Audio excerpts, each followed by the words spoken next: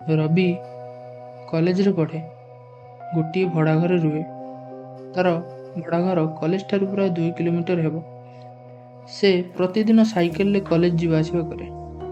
ସେ ଦିନରେ କଲେଜ ଯାଏ ଆଉ ରାତିରେ ମେଡ଼ିସିନ ଷ୍ଟୋରରେ ପାର୍ଟ ଟାଇମ୍ କରେ।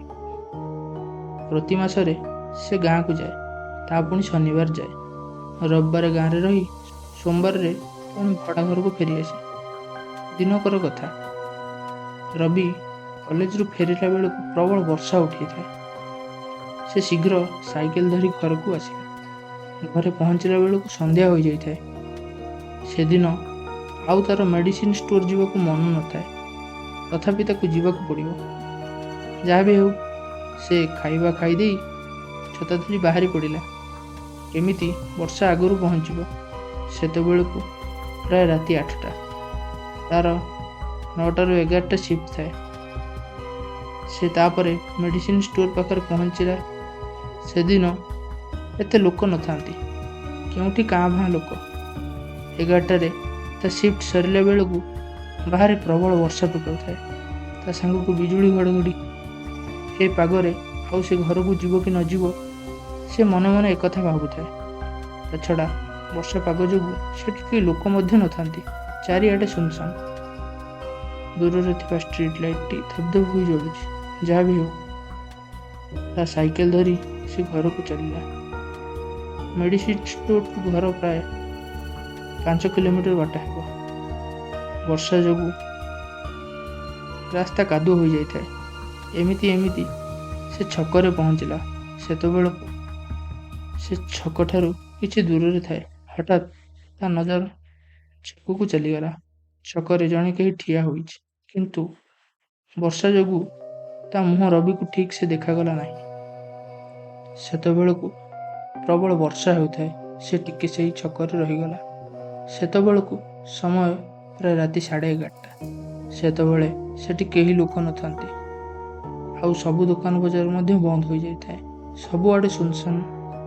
ହଠାତ୍ ତାକୁ ଲାଗିଲା ତା ପଛରେ କେହି ଜଣେ ଛିଡ଼ା ହୋଇଛି।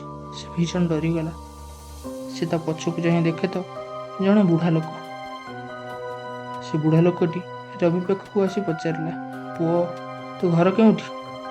ରବି କହିଲା, ଆଗ ଛକରେ।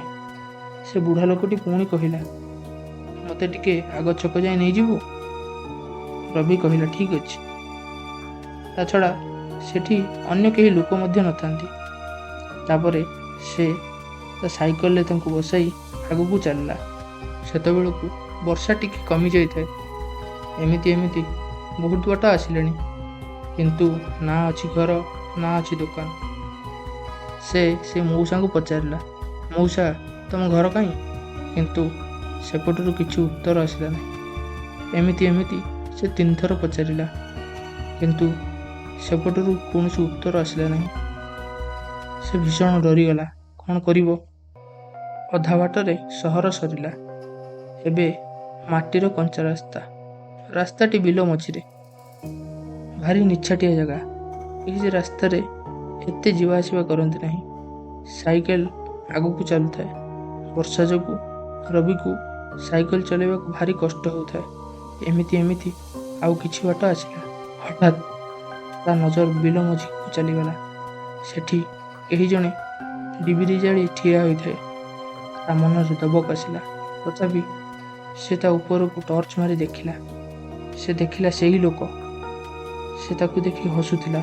ସେ ହସ କୌଣସି ସାଧାରଣ ହସ ନଥିଲା। ସେ ଥିଲା ଗୋଟିଏ ବିକଟାଳ ହସ। ସେ ଭୀଷଣ ଡରିଗଲା।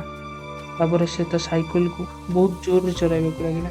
କିନ୍ତୁ ତାକୁ ଲାଗିଲା ସାଇକେଲକୁ କେହି ଜଣେ ଟାଣି ଧରିଛି। ହଠାତ୍ ସାଇକେଲଟି ଗୋଟିଏ ପଥର ସାଙ୍ଗରେ ପିଟି ହୋଇଗଲା ଆଉ ରବି ସେଇଠି ପଡ଼ିଗଲା। ହଁ ସାଙ୍ଗମାନେ, ଆଶା କରୁଛି ଏହି ଗଳ୍ପଟି ତୁମକୁ ବହୁତ ଭଲ ଲାଗିଥିବ। ଯଦି ଏହି ଗଳ୍ପଟି ତୁମକୁ ଭଲ ଲାଗିଥାଏ ତେବେ ନିଶ୍ଚିତ ଭାବରେ ଲାଇକ୍, ସେୟାର ଏବଂ କମେଣ୍ଟ କରିବେ। ଏବଂ ଯଦି ଆପଣମାନେ ଏପର୍ଯ୍ୟନ୍ତ ଆମ ଚ୍ୟାନେଲକୁ ସବସ୍କ୍ରାଇବ୍ କରିନାହାନ୍ତି ତେବେ ଆମ ଚ୍ୟାନେଲକୁ ସବସ୍କ୍ରାଇବ୍ କରିନେବେ।